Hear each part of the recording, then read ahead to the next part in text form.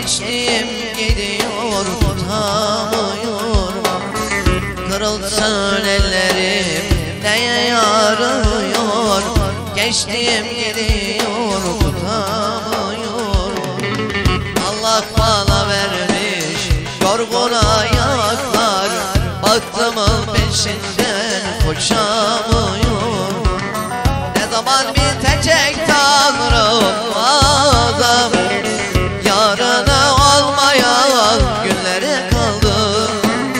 Dünyamı ben yıktım kendi elimle. Aşkıma bir yuva kuramıyorum. Ne zaman bitecek Tanrım adam?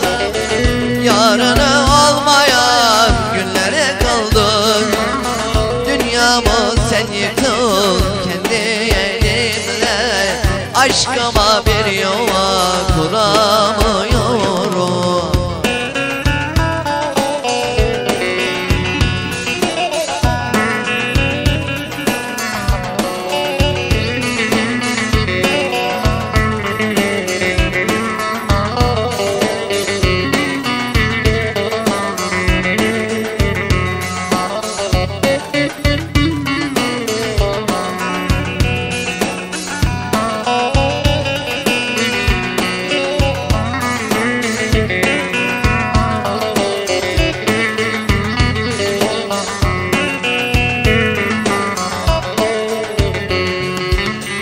Şimdi ne dertliyim ne de bahtiyar.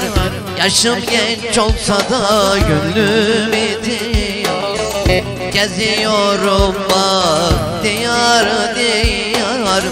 Ecelin peşinden koşar giderim. Ne zaman bitecek Tanrım adam? Yarını olmayan günlere kaldım. Dünyamı sen yıktın kendi elimle.